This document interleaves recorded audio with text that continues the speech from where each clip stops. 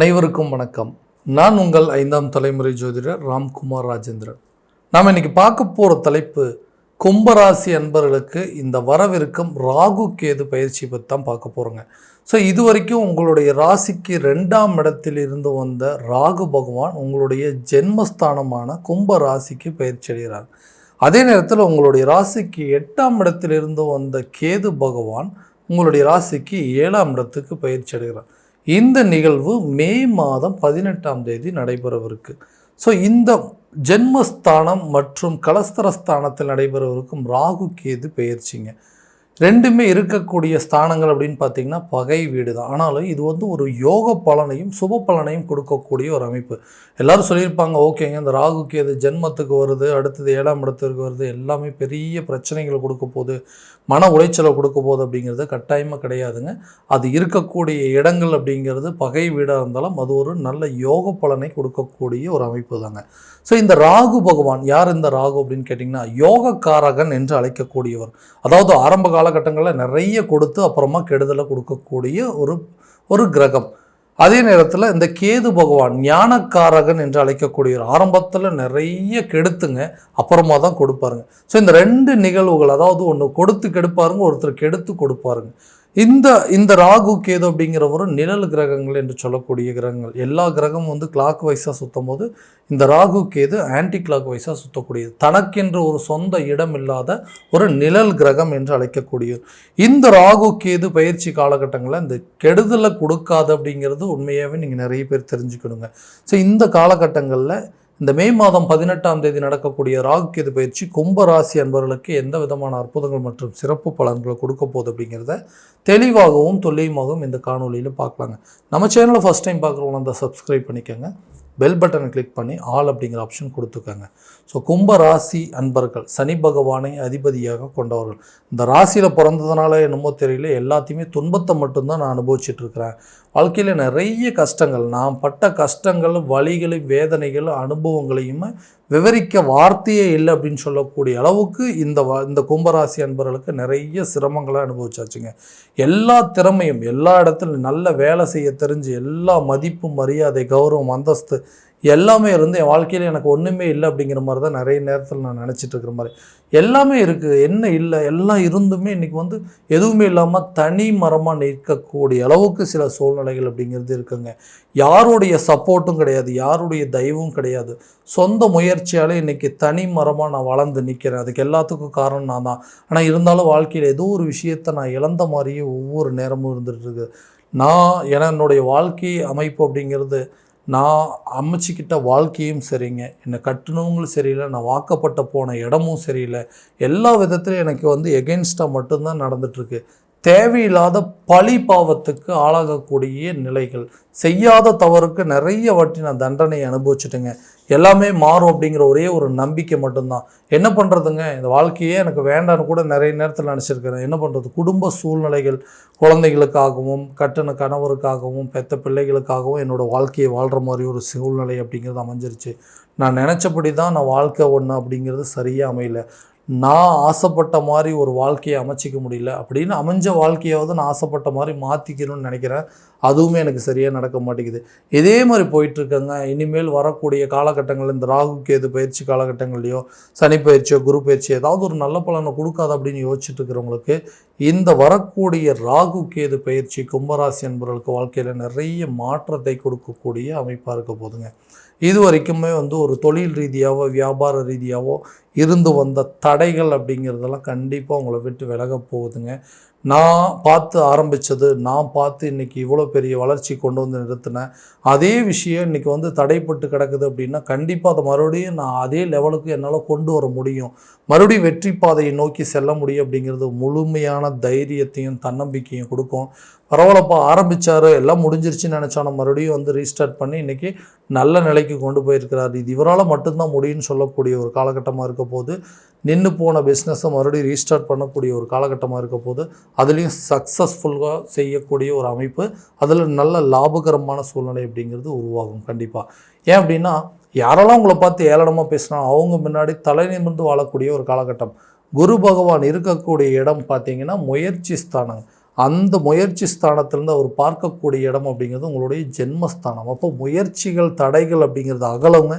நீங்கள் செஞ்சு முடித்த காரியத்தினால மற்றவங்க மத்தியில் இதுவரைக்கும் இருந்த அவப்பேறுகள் அப்படிங்கிறது உங்களை விட்டு விலக போகுது.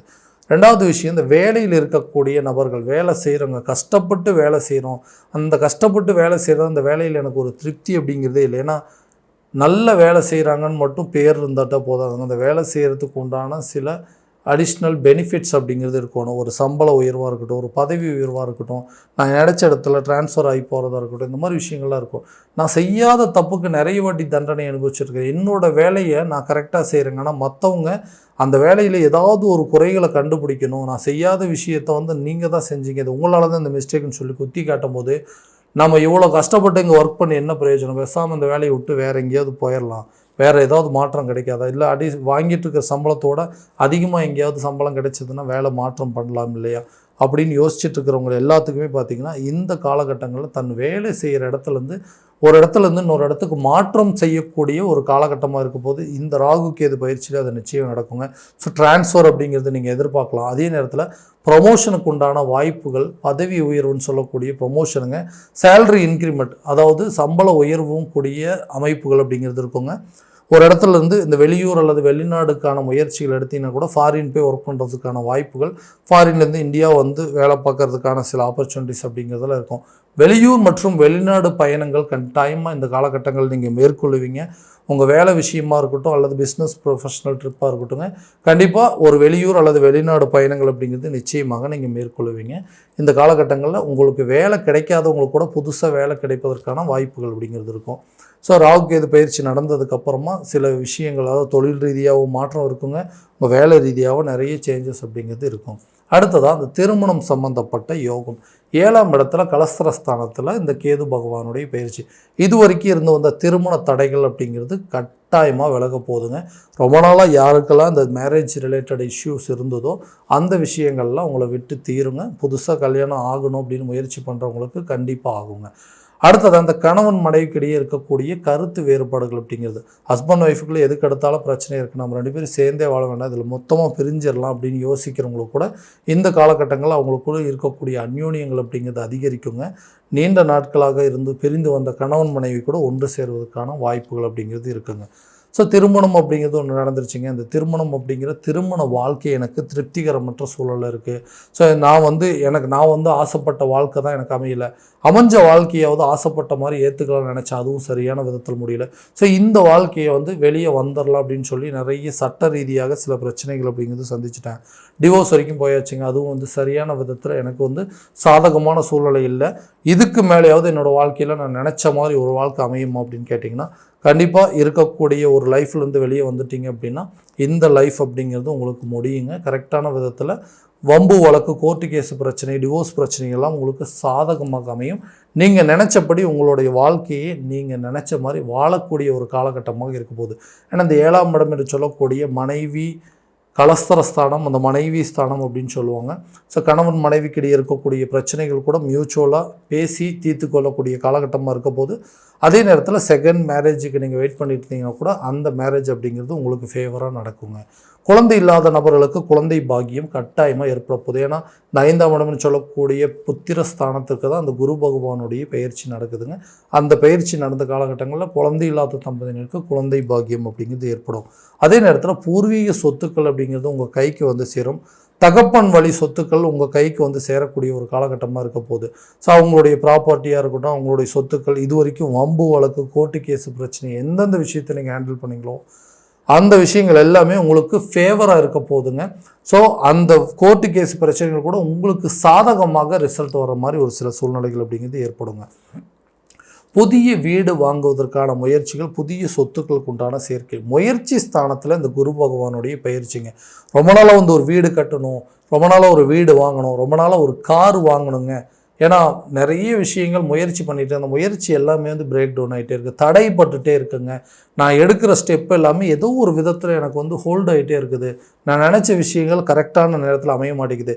எடுத்து முயற்சிகளுக்கு உண்டான ஒவ்வொரு பாதையிலும் தேவையில்லாத தடை. ஒரு படி எடுத்து வச்சா 2 படி சறுக்கிட்டு வர மாதிரி சில சூழ்நிலைகள். நான் ஒன்று நினச்சி ஒரு ஸ்பெண்ட் பண்ணுறேங்க, அந்த எக்ஸ்பென்சஸ் அப்படிங்கிறது எனக்கே டபுள் மடங்காக மாறுது. 100 ரூபா ஆகும் அப்படின்னு சொல்லிட்டு சில விஷயங்கள் பண்ணோம் அப்படின்னா அது 500 ரூபா வரைக்கும் செலவாயிட்டிருக்கு. ஸோ இந்த மாதிரி முயற்சிகள் எல்லாமே தடைப்பட்டுட்டே இருக்குது அப்படின்னு சொல்கிறவங்களுக்கு இந்த 5ஆம் இடத்துல முயற்சி ஸ்தானத்தில், பூர்வ புண்ணிய ஸ்தானத்தில், புத்திர ஸ்தானத்தில் இருக்கக்கூடிய குரு பகவானால் இதுவரைக்கும் உங்களோட வாழ்க்கையில் இருந்து வந்த தடைகள் அப்படிங்கிறது அகலும். குரு பார்வை 9ஆம் இடத்துல படும் பொழுது தந்தை வழி சொத்துக்கள் அப்படிங்கிறது கட்டாயமாக உங்கள் கைக்கு வந்து சேருங்க. அடுத்தபடியாக அந்த ஜென்மஸ்தானத்தில் படும் பொழுது சுய கௌரவம், மரியாதை, அந்தஸ்து இதெல்லாமே உயர்த்தி கொள்ளக்கூடிய ஒரு காலகட்டங்கள். லாபஸ்தானத்தில் குரு பார்வை படுறதுனால உங்களுக்கு சில விஷயங்களில் உங்களுக்கு டபுள் மடங்கு ப்ராஃபிட் ஏர்ன் பண்ணி கொடுக்குது. இந்த மியூச்சுவல் ஃபண்டாக இருக்கட்டுங்க, ஷேர் மார்க்கெட்டாக இருக்குது, இதிலெல்லாம் இன்வெஸ்ட்மெண்ட் பண்ணுறோம் அப்படின்னு சொன்னால் அந்த லாபங்கள் அப்படிங்கிறது நமக்கு கண்டிப்பாக 2 மடங்கு அப்படிங்கிறது அதிகரிக்க போதுங்க. கல்வியில் நல்ல ஒரு முன்னேற்றம், குழந்தைகளோட கல்வியில் நீங்கள் எதிர்பார்க்காத அளவுக்கு நல்ல ஒரு ரிசல்ட் அப்படிங்கிறது இருக்குங்க. நீங்கள் நினச்சபடி அவங்கள எந்த படிப்பு வேணாலும் படிக்க வைக்கலாம். அதற்குண்டான நல்ல ஒரு ரிசல்ட் அப்படிங்கிறது, அதுக்குண்டான மார்க்ஸ் அப்படிங்கிறது கண்டிப்பாக இருக்க போது. அவங்களுடைய கல்வி தான் நினச்சபடி ஒரு துறையை வந்து தேர்வு செய்வதற்கான ஒரு காலகட்டம். அப்போ கல்வியில் நல்ல ஒரு முன்னேற்றம் அப்படிங்கிறது இருக்க போகுது. ஏன்னா இது வரைக்கும் 2ஆம் இடத்துல கல்வி ஸ்தானத்தில் இருந்த அந்த ராகு பகவான் விலகி ஜென்மஸ்தானத்துக்கு வரும்பொழுது ஞாபக மறதி சம்மந்தப்பட்ட பிரச்சனைகள் அப்படிங்கிறது தீங்கும். கல்வியில் வந்து நாட்டம் இல்லாதவங்களுக்கு கூட கல்வியில் நல்ல ஆர்வம் அப்படிங்கிறது இருக்க போதுங்க. ஆரோக்கியத்தில் இருந்து வந்த பாதிப்புகள் அப்படிங்கிறது படிப்படியாக விலகும். உடல் ஆரோக்கியத்தில் நல்ல ஒரு முன்னேற்றம் அப்படிங்கிறது இருக்கும். இது வரைக்கும் உடல் ரீதியாக தேவையில்லாத சில பிரச்சனைகள் அப்படிங்கிறது இருந்திருக்கும். நரம்பு சம்மந்தப்பட்ட பாதிப்புகள், எலும்பு சம்மந்தப்பட்ட சில பிரச்சனைகள் அப்படிங்கிறதால இருக்குங்க. அது எல்லாமே கொஞ்சம் கொஞ்சமாக உங்களை விட்டு விலக போகுது. ஆரோக்கியத்தில் நல்ல முன்னேற்றம் இருக்கும். இது வரைக்கும் 8ஆம் இடத்துல ஆயுள் ஸ்தானத்தில் இருந்து வந்த கேது பகவான் விலகி 7ஆம் இடத்துக்கு போனதுனால ஆயுள் சம்மந்தப்பட்ட கண்டங்கள் அப்படிங்கிறது உங்களை விட்டு விலக போகுது.